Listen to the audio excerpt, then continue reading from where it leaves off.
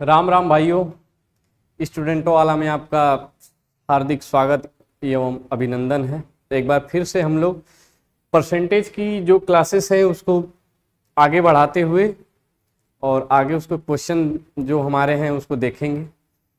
SSC GD में जितने भी या फिर दिल्ली पुलिस या फिर यूपी पुलिस जितने भी सारे टाइप के हैं कवर किए जाएंगे और आगे से हम ये प्रयास करेंगे कि जितने प्रीवियस ईयर पेपर हैं उसका सारे का रिलेटेड सारे जो टाइप होते हैं उसमें आपको सब प्रोवाइड कराए जाएंगे।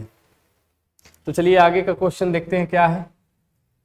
बोला है कि यदि किसी संख्या के 80% में 80 जोड़ा जाता है तो प्राप्त परिणाम संख्या के बराबर है। यदि कोई संख्या है उसमें उसके 80% में 80 जोड़ा जाता है तो जो प्राप्त परिणाम आता है वो संख्या के बराबर है। तो मान लेते हैं कि हमारी वो संख्या कितनी है 100%। कितनी है 100%। कितना है 100%। तो बोला है कि 80% में 80 जोड़ा जाता है तो प्राप्त परिणाम संख्या के बराबर है। 80% में जब क्या किया जाता है 80 जोड़ा जाता है तो प्राप्त जो परिणाम है वो संख्या के क्या है बराबर है। संख्या के क्या है बराबर है। अगर 80 को इधर लाएंगे तो कितना बचेगा हमारा 20%। कितना बचेगा 20%। और ये किसके बराबर है 80 के बराबर है। जब हमारा 20% 80 के बराबर है, जब हमारा 20% 80 के बराबर है तो हमारी संख्या कितनी है 100%। कितनी है 100%। तो हम 100 लाने के लिए क्या करेंगे कि 20 को क्या कर देंगे 100 बना देंगे तो हमारी डायरेक्ट क्या आ जाएगी संख्या आ जाएगी। यानी कि 20 में हम किससे गुणा करें कि 100 आ जाए तो किससे गुणा करेंगे 5 से। कितना आया 20 पंजे 100। यदि इधर 100 5 से गुणा किए तो इधर भी किससे गुणा करना होगा 5 से गुणा करना पड़ेगा। तो कितना आएगा 80 पाँचे 400। कितना आएगा 80 पाँचे 400। और यही हमारी क्या है संख्या है। ऑप्शन कौन सा सही है ऑप्शन सी करेक्ट। फिर देखते हैं इसको। यदि किसी संख्या के 80% में हमारी संख्या कितनी हम मान लेते हैं 100 मान लेते हैं, उसके 80% में जब 80 जोड़ा जाता है तो वह किसके बराबर आती है अपनी संख्या के बराबर आती है। यानी कि 100% के बराबर आती है। तो जब हम 80 को इधर लाएंगे तो कितना बचेगा 20 बचेगा। तो 20% जब 80 के बराबर है तो हम 20 को क्या कर देंगे कि या फिर हम 20 किसके बराबर है 80 के बराबर है तो 4 गुना है तो हमारी संख्या भी 4 गुना होगी। यानी 100% किसके बराबर होगा 400 के बराबर होगा। या फिर हम 20 को ही क्या कर देंगे 100 बना देंगे। तो 20 को 100 बनाने के लिए यदि इधर 5 का गुणा किए हैं तो इधर भी कितना गुणा करेंगे 5 का गुणा करेंगे और हमारी संख्या क्या आ गई 400 आ गई। आगे देखते हैं। एक संख्या से जब 15 घटाया जाता है तो वह घटकर 80% हो जाती है तो उस संख्या का 40% कितना होगा। उस संख्या का 40% कितना होगा। एक संख्या है जब 15 घटाया जाता है तो वह घटकर 80% हो जाती है। वह घटकर कितना हो जाती है 80% हो जाती है। मान लेते हैं कि हमारी संख्या कितनी है 100% है। कितनी है 100%। यदि 100% में क्या करते हैं कि जो हमारी संख्या मान लेते हैं कि 100% है या फिर 100 है। 100% में से यदि हम 15 घटाते हैं तो हमारी घटकर संख्या कितनी हो जाती है 80 हो जाती है। कितनी हो जाती है 80% बचती है। कितनी हो जाती है 80% हो जाती है। कोई भी संख्या अपने आप में कितनी होती है 100% होती है। अपने आप में कितनी होती है 100% होती है। कोई भी संख्या अपने आप में कितनी होती है 100% होती है। तो 100% में से हम 15 घटाए हैं तो कितना बचा है 80% बचा है। यही यहाँ से 100% से 80 हुआ यानी कि कितना घटाए यहाँ से 20% घटाए हैं। इसी 20% का मान हमें कितना दिया है 15 दिया है। कितना दिया है 15 दिया है। एक बार फिर उसी प्रकार यदि हमारी संख्या 100% है और उसके बाद अगर 20% का मान 15 है तो अगर इधर 5 से गुणा कर देंगे तो हमारी संख्या 100% आ जाएगी। तो इधर भी क्या कर देंगे 5 से गुणा कर देंगे तो कितना आ जाएगा 15 पचे 75। यानी कि हमारी संख्या कितनी आ गई 75%। लेकिन ये आंसर नहीं है। आगे बोला है कि तो उस संख्या का 40% कितना होगा, तो उस संख्या का 40% कितना होगा, यानी कि 75% का हमको क्या निकालना है, 40% निकालना है। 75 का हमें क्या निकालना है, 40% निकालना है। तो 75/40% निकालेंगे तो 40/100, 0 से 0 खत्म हो जाएगा, 2 दूनी 4, 2 पाँचे 10 और 15 पाँचे 75 और 15 दूनी 30। हमारी संख्या का जो है 40% कितना आ जाएगा, 30 आ जाएगा। हमारी संख्या का 40% कितना आएगा, 30 आएगा। यानी कि ऑप्शन कौन सा सही है, ऑप्शन सी करेक्ट है। एक बार फिर देखते हैं इसको। यदि हमारी संख्या कितनी है, 100% है, उसमें से हम क्या किए हैं, 15 घटा दिए हैं, तो 15 घटाने के बाद हमें कितना मिला है, 80%। यानी कि 100 में से 15 घटाया तो 80% है। तो यही 100 से जब 80 आए हैं तो कितना कम किए हैं परसेंट में, 20% कम किए हैं। और हमारी वैल्यू कितनी कम हुई है, 15 कम हुई है। तो 100 बनाने के लिए इधर क्या कर देंगे, 5 से गुणा कर देंगे। अगर इधर 5 से गुणा किए तो इधर भी 5 से गुणा करेंगे तो कितना आ जाएगी हमारी टोटल संख्या, 75 आ जाएगी। 100% का मान कितना है, 75% है। तो इसी 75 का हमें कितना निकालना था, 40% निकालना था। तो 75 का 40% कितना आया, 30 आया। और यही हमारा उत्तर है। आगे चलते हैं। किसी संख्या के 4/5 तथा 45% का अंतर 56 है, तो उस संख्या का 65% कितना होगा।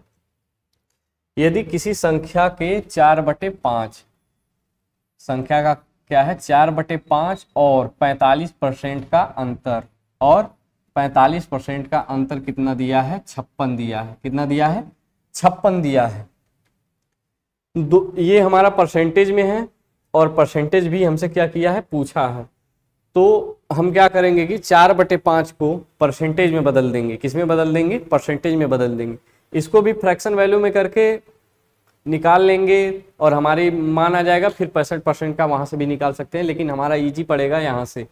तो 1/5% की वैल्यू होती है 20%। 1/5 का जो परसेंटेज मान होता है कितना होता है, 20%।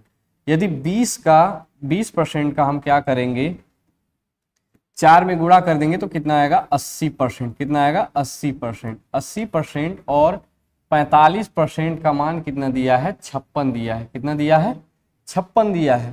तो 80% माइनस 45 कितना आएगा, 35%। कितना आएगा भाई, 35%। 35% किसके बराबर है, 56 के बराबर है। तो हमारा एक किसके बराबर होगा, 56/35। एक परसेंटेज लिख लेते हैं। कितना लिख लेते हैं, 1%। 1% किसके बराबर है, 56/35 के बराबर है। यानी कि ये कहाँ चला आएगा, इसके बटा में चला आएगा। तो हमसे क्या पूछा है, 65% कितना होगा। क्या पूछा है, 65% कितना होगा।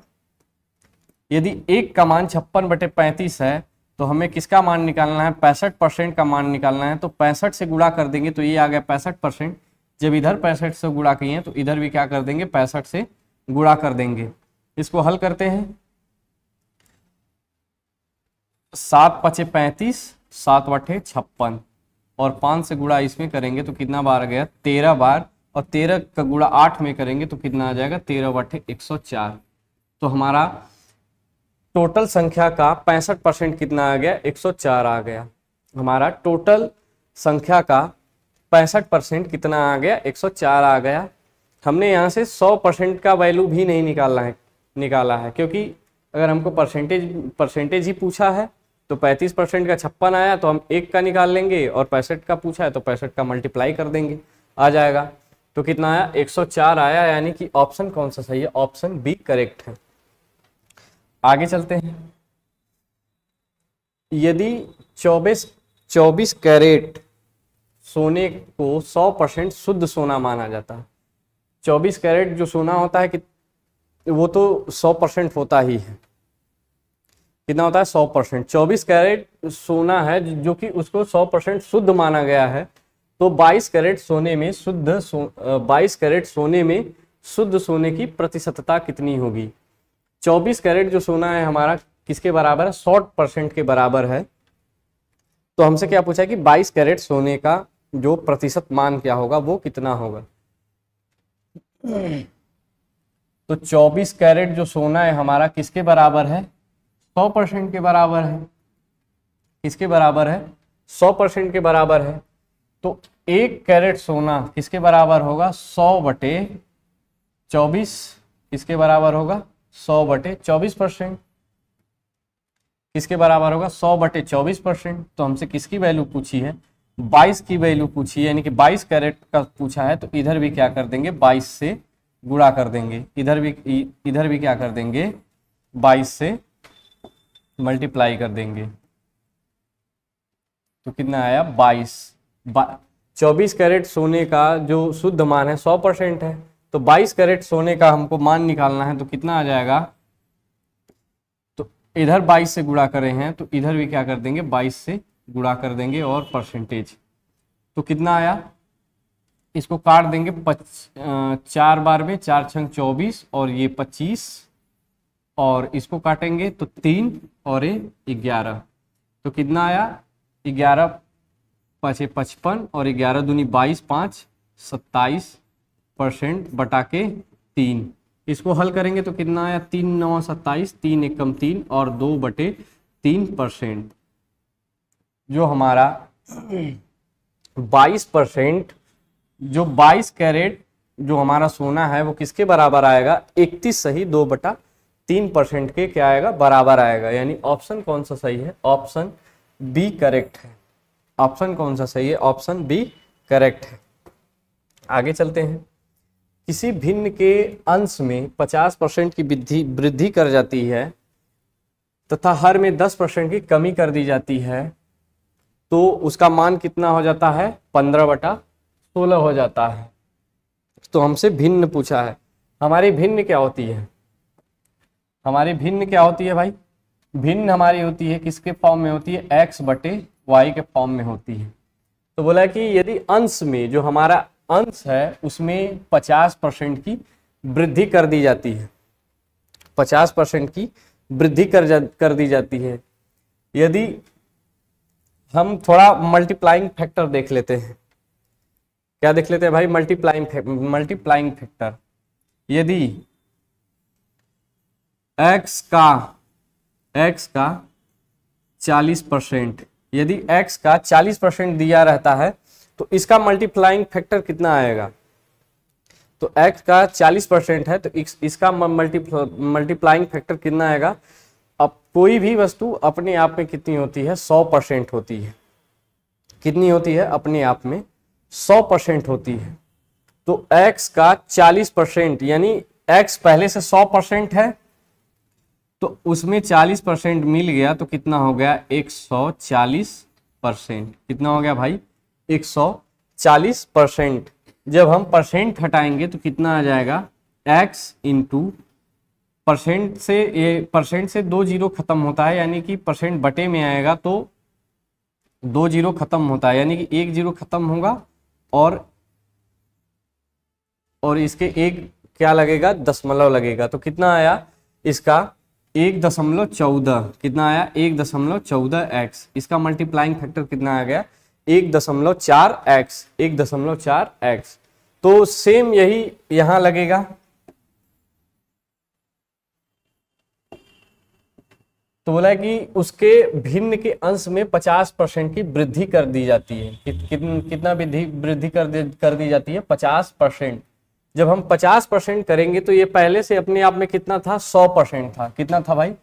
100% था। तो अगर 50% की वृद्धि हुई तो कितना हो गया? 150%। कितना हो गया? 150%।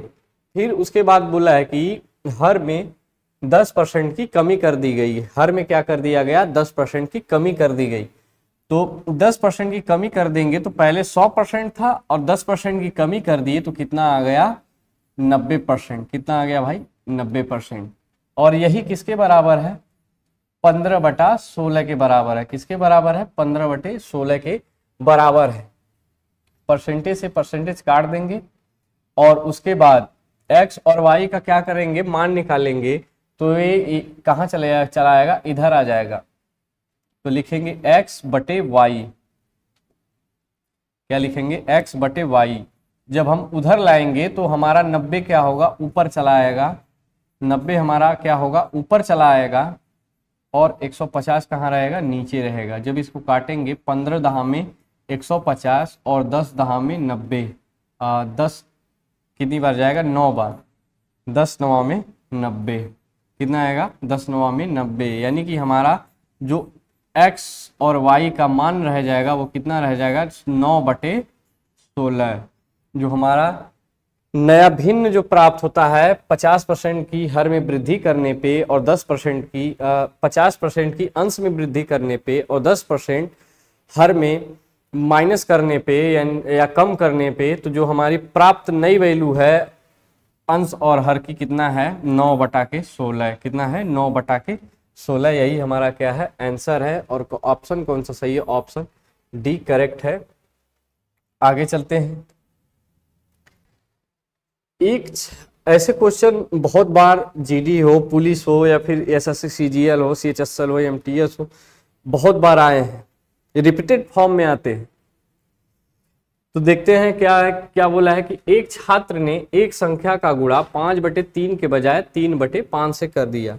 कोई छात्र है जो कोई भी संख्या है उसमें गुणा कर किससे करना था, 5/3 से गुणा करना था, लेकिन उसने किससे कर दिया, 3/5 से कर दिया। किससे कर दिया, 3/5 से कर दिया।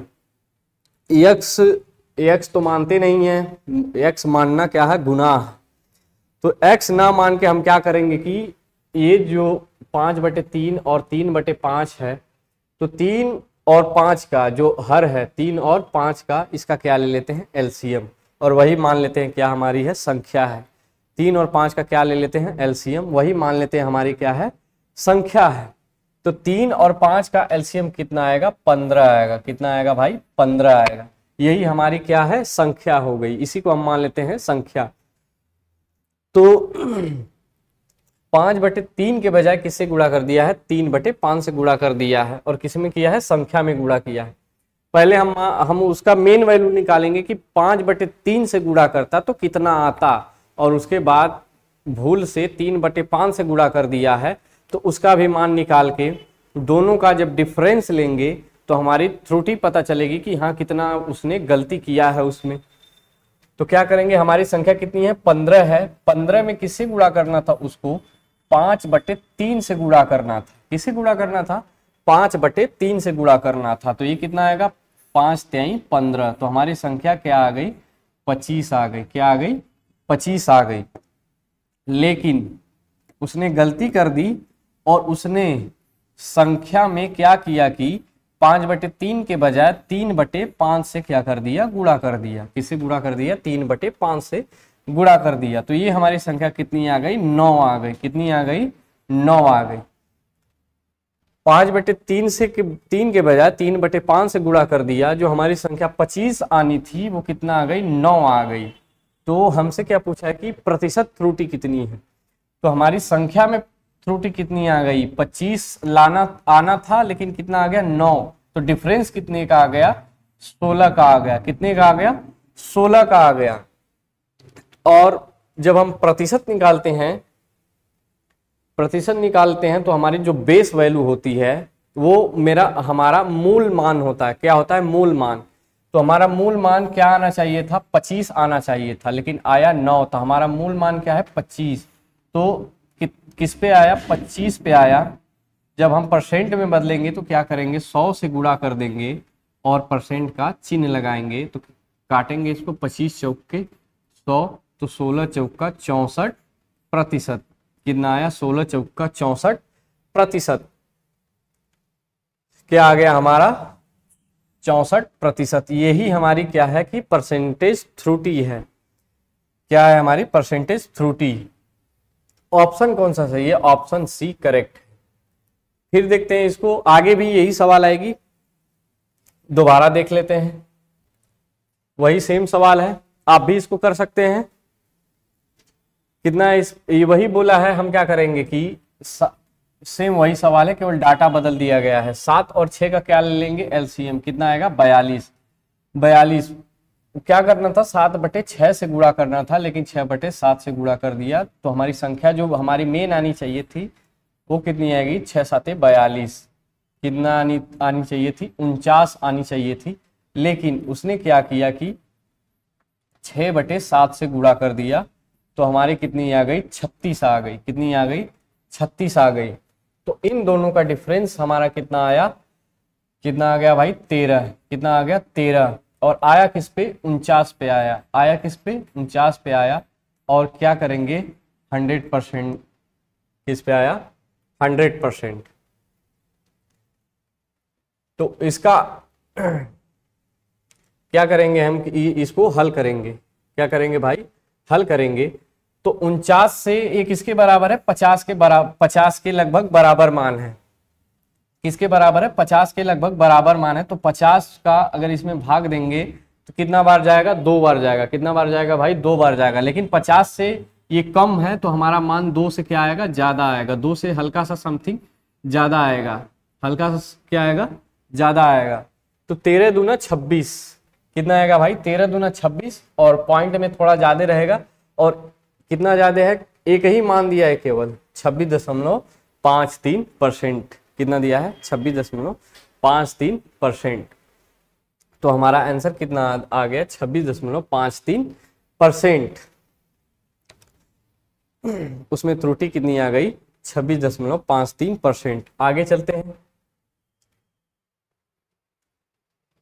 वही यहां से टाइप चेंज हुआ है। बोला है कि किसी वस्तु पर दलाली की दर 4% से बढ़कर 5% होने पर भी एक दलाल की आय अपरिवर्तित रही। किसी वस्तु पर दलाली की दर 4 से बढ़ के कितनी हो गई, 5% हो गई, लेकिन उसकी आय क्या रही, परिवर्तित रही। उसकी दलाली बढ़ गई लेकिन आय क्या रही, अपरिवर्तित रही। यानी कि जो पहले वो कमा रहा था आज भी वो उतना ही कमा रहा है। यानी कि पहले मान लेते हैं कि 20 रुपए कमा रहा था तो आज भी 20 रुपए कमा रहा है, लेकिन उस पे दलाली क्या हो गई है, उसकी वस्तु पे बढ़ गई है। हम देख लेते हैं दलाली। दलाली कितना बढ़ी भाई, जो दलाली थी वो 4 से कितना हो गई, 4% से कितना हो गई, 5% हो गई। या फिर डायरेक्ट ही लिख लेते हैं, 4 से कितनी हो गई, 5% हो गई। लेकिन जो उसकी आय थी, जो उसकी आय थी वो क्या रही, अपरिवर्तित रही। क्या रही भाई, अपरिवर्तित रही। यानी कि अगर मान लेते हैं कि हम कोई वस्तु बेच रहे हैं, हम क्या करते हैं कि कोई वस्तु मान ले रहे हैं कि 4 रुपए में बेच रहे थे, लेकिन बाद में हमने क्या किया कि उसको 5 रुपए में बेचने लगे। लेकिन हमारी जो जितनी उस पहले कमाई हो रही थी आज भी उतनी ही कमाई हो रही है। यानी कि अगर हम दाम बढ़ा दिए हैं तो उसकी बिक्री क्या हो गई है, घट गई है। और उसी रेशियो में घटी है जिस रेशियो में हमने क्या किया था, दाम बढ़ाया हुआ था। यानी कि 4 रुपए, अगर हम 4 रुपए की वस्तु बेच रहे थे तो उसकी बिक्री कितनी हो रही थी, 5 हो रही है। और यदि आज हम 4 रुपए की बेच रहे थे तो उसकी भी बिक्री 5 हो रही थी, और आज हम 5 रुपए की वो वस्तु कर दिए हैं तो वो वस्तु घट के 5 से कितनी बिकने लगी है, 4 बिकने लगी है। तो वही देख रहे हैं कि जो बिक्री थी यानी कि 4 रुपए से 5 रुपए दलाली बढ़ गई, तो जो हमारी बिक्री थी वो क्या थी, पहले 5 थी लेकिन अब 4 हो गई। तो अगर पहले दलाली 4 थी, बिक्री उसकी कितनी थी, 5 थी। तो यानी कि 4 रुपए की कोई सामान है, एक वस्तु 4 रुपए में है, उसको हम 5 बेच रहे हैं तो कितने रुपए हमको मिला, 20 रुपए मिला। और 4 से हमने क्या कर दिया कि 5 कर दिया। कितना कर दिया, 5 कर दिया। तो वस्तु 5 से घट के कितनी होगी, 4 हो गई। फिर भी हमारा 5 चौक के 20 रुपए ही क्या हो रहा है, कमाई हो रही है। तो वही बोला है कि आय उसकी जो थी अपरिवर्तित थी, यानी उसकी दलाली बढ़ी है तो उसकी बिक्री क्या हो गई है भाई, घट गई है। तो वही पूछा है कि उसके व्यापार में कितने प्रतिशत की कमी आई। उसके व्यापार में कितने प्रतिशत की कमी आई। तो पहले कितना बेच रहा था, 5 बेच रहा था, लेकिन अब कितना बेच रहा है, 4 बेच रहा है।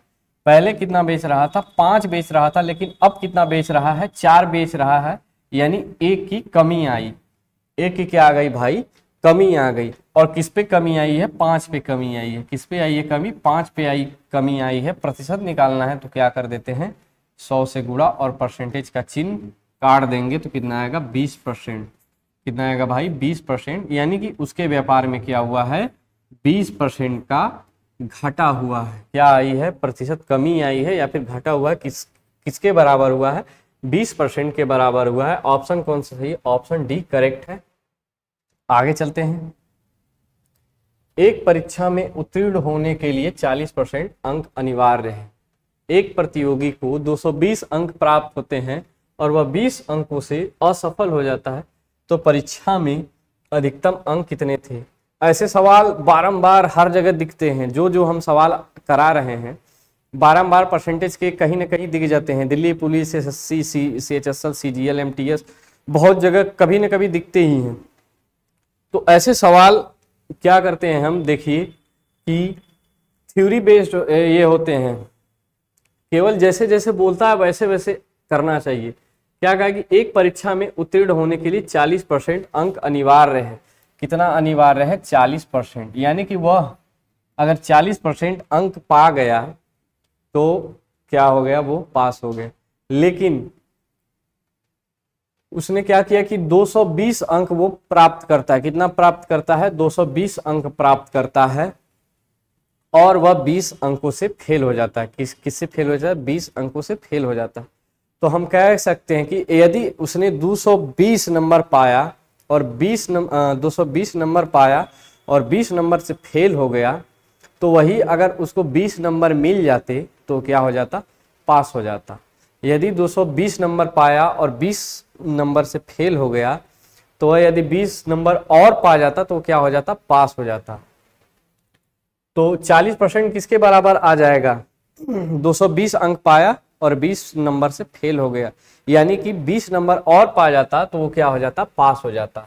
यानी कि 220 नंबर पाया और 20 नंबर से फेल हो गया, यानी कि अगर हम इसको 20 नंबर और दे देते तो ये क्या हो जाता, पास हो जाता। तो 40% कितना आएगा ये भाई 240, कितना आएगा 240, कितना आएगा 240। तो 0 से 0 हम क्या करेंगे, काट देंगे, यानी कि 4 का मान हमारा क्या आ गया, 24 आ गया। 4% का मान हमारा कितना आ गया भाई, 24 आ गया। तो हमें क्या पूछा है कि उसमें अधिकतम अंक कितना था, यानी कि 100% का मान हमसे पूछा है कि 100% का मान कितना होता है। तो यदि 4% 24 के बराबर है, यदि 4% 24 के बराबर है, तो हम इधर क्या करेंगे, यदि 25 से गुणा कर देंगे तो हमारा मान क्या आ जाएगा, मिल जाएगा। यानी 25 चौक के 100%, कितना आ जाएगा भाई 100%। यदि इधर गुणा किए हैं 25 से, तो इधर भी क्या कर देंगे, 25 से गुणा कर देंगे। तो 25 चौक के 100, 25 दूनी 50 और 10 60, यानी कि 100%, 25 चौक के 100%, 100% का हमारा मान, यानी कि अधिकतम मान हमारा क्या आ गया, 600 नंबर आ गया। कितना आ गया भाई, 600 नंबर। तो यही हमारा उत्तर है। उत्तर कौन सा सही है, सी करेक्ट है। आगे चलते हैं। ऐसे ही सवाल 4-5 है, देखते हैं उसको भी। किसी प्रतियोगी को एक परीक्षा में 20% अंक प्राप्त होते हैं और वह 30 अंकों से असफल हो जाता है, लेकिन दूसरे प्रतियोगी को 32% अंक प्राप्त होते हैं और उसे उत्तीर्णांक से 42 अंक अधिक प्राप्त होते हैं। तो उत्तीर्ण अंक का प्रतिशत क्या है। 2 विद्यार्थी हैं जो कि पहले को क्या होता है कि 20% अंक प्राप्त करता है, जो 20% था उसने अंक प्राप्त किया और 30 अंकों से क्या हुआ, असफल हो गया। 20% भाई उसने प्राप्त किए, परसेंटेज में उसने प्राप्त किए 20%, और क्या किया कि 30 नंबर से क्या हुआ, फेल हो गया या असफल हो गया। और दूसरा जो प्रतियोगी था, यानी कि दूसरा विद्यार्थी था, उसने क्या किया है कि जो पासिंग मार्क था उसका पासिंग मार्क था, उसने 32% अंक प्राप्त करता है। जो उसका जो दूसरा था वो क्या करता है कि 32% अंक प्राप्त करता है और जो पासिंग मार्क था उससे 42 अंक अधिक प्राप्त करता है। तो इसने दूसरे वाले ने क्या किया है कि 32% अंक प्राप्त किया है और जो उसका पासिंग मार्क था उससे 42 नंबर क्या किया है, ज्यादा प्राप्त किया है। क्या किया है, 42 नंबर ज्यादा प्राप्त किया है। क्या किया है भाई, 42 नंबर ज्यादा प्राप्त किया है। यहाँ चिन्ह अलग अलग हैं तो क्या होगा, जुड़ जाएगा। यहाँ चिन्ह अलग अलग हैं तो क्या होगा कि जुड़ जाएगा, और यहाँ चिन्ह एक ही है तो इसका हम क्या ले लेंगे, डिफरेंस ले लेंगे। क्या ले लेंगे भाई, ऐसे केस में क्या ले लेते हैं, जब एक ही चिन्ह रहता है तो हम क्या कर देते हैं कि उसका डिफरेंस ले लेते हैं, और जब चिन्ह अलग अलग होते हैं तो उसका क्या कर देते हैं, हम उसको जोड़ देते हैं। तो 32 इन दोनों का डिफरेंस लेंगे तो कितना आएगा, 32 में से 20 घटाएंगे कितना आ जाएगा, 12, और इसको क्या करेंगे, जोड़ देंगे। 32 + 30 कितना आ गया, 72। कितना आ गया, 72। यही 12% का जो इन दोनों का डिफरेंस था 12%, उसी का मान कितना आ गया, 72 आ गया। कितना आ गया भाई, 72 आ गया। तो हमसे किसकी वैल्यू पूछी है, हमसे 100 की वैल्यू पूछी है, यानी कि 100% की वैल्यू पूछी है, यानी कि जो उत्तीर्ण प्राप्तांक था उसका नंबर हमसे पूछा है। तो हम क्या करेंगे कि पहले हम 100% की वैल्यू निकाल लेंगे। 100% की वैल्यू निकालने के बाद यहाँ से पहले से या फिर दूसरे से हम कहीं से रख के मान उसका निकाल लेंगे। तो हम पहले 100% की वैल्यू निकालते हैं। तो 12 ये कितनी गुना है, 6 गुना है, तो हमारा 100% मान भी यानी कि 100% मान भी कितना होगा, 6 गुना होगा, यानी कि टोटल हमारा मार्क्स कितना आ गया, 600 नंबर आ गया। तो हम पहले केस से देख लेते हैं। पहले केस से देख लेते हैं भाई, क्या बोला है कि उसने 600 नंबर में से, यानी उसने जो 600 नंबर में से कितना अंक प्राप्त किया है, 20% अंक प्राप्त किया है। कितना अंक प्राप्त किया है, 20% अंक प्राप्त किया है। क्या किया है भाई, 20% अंक प्राप्त किया है। और उस कितने अंक से असफल हो जाता है, 30 अंकों से असफल हो जाता है। तो 30 क्या करेंगे, यहाँ पे जोड़ देंगे। क्या करेंगे, 30 जोड़ देंगे। परसेंटेज से क्या होता है कि 2 0 खत्म हो जाता है। तो 6 दूनी 12, 120 और प्लस 30 कितना आ गया, 150 आ गया। कितना आ गया, 150 आ गया। यानी कि उसको पासिंग मार्क के लिए कितना चाहिए, 150 अंक चाहिए, लेकिन उसने पाया कितना था, 120 पाया था, और 30 नंबर से वो क्या हो गया, फेल हो गया। यानी कि टोटल जो पासिंग मार्क हमारा है 150 है। यदि हम परसेंटेज में बदलेंगे तो हमारा जो हम नंबर पाते हैं वो ऊपर लिखा जाता है, और जितने में से पाते हैं वो हमारा क्या होता है, नीचे लिखा जाता है। और परसेंटेज में बदलना है तो क्या करेंगे, 100 से मल्टीप्लाई कर देंगे और परसेंटेज का चिन्ह लगाते हैं। तो 0 से 2 0 खत्म हो जाता है। 6 का भागा देंगे, 6 दूनी 12, और कितना बचा, 3 बचा। तो 6 5 30, यानी कि 25% हमें क्या चाहिए, पासिंग मार्क चाहिए। क्या चाहिए, पासिंग मार्क चाहिए। कितना चाहिए भाई, 25% पासिंग मार्क चाहिए। 25% क्या चाहिए, पासिंग मार्क चाहिए। तो ये हमारा क्या आ गया, उत्तर आ गया। उत्तर कौन सा सही है, उत्तर डी सही है। आगे चलते हैं। 2 विद्यार्थी एक परीक्षा में शामिल होते हैं। 2 विद्यार्थी एक परीक्षा में शामिल होते हैं। एक छात्र को दूसरे से 9 अंक अधिक मिलते हैं और उसके अंक दोनों के अंकों के योग के 56% है। तो उनका प्राप्तांक क्या होगा, तो उनका प्राप्तांक क्या होगा। यहां बोला है कि भाई 2 विद्यार्थी हैं, जो कि पहला जो विद्यार्थी है दूसरे से 9 नंबर ज्यादा पाता है, और जो पहले विद्यार्थी का अंक है उन दोनों के अंकों का योग का कितना है, 56% है। कितना है भाई, 56%। तो हम मान लेते हैं कि उनका जो प्राप्तांक है कितना है, 100% है। कितना है, 100%। कितना है, टोटल प्राप्तांक 100% है। लेकिन यहाँ जो पहला विद्यार्थी है, क्या है कि जो पहला विद्यार्थी है दोनों के योग का क्या पाता है, 56%। उनके जो दोनों का जो दोनों के अंकों का योग, जो उसके अंक दोनों के अंकों का योग है वो कितना है, 56% है। कितना है भाई, 56% है। कितना है, 56%। तो पहला विद्यार्थी, हम कह सकते हैं कि पहला विद्यार्थी कितना पाया है, 56%। कितना पाया है, 56%। तो दूसरा विद्यार्थी कितना पाएगा, यदि पहला 56% है तो दूसरा कितना है, अगर इसमें से हम घटाएंगे तो कितना आएगा, 44%। कितना आएगा भाई, 44%। कितना आएगा, 44%।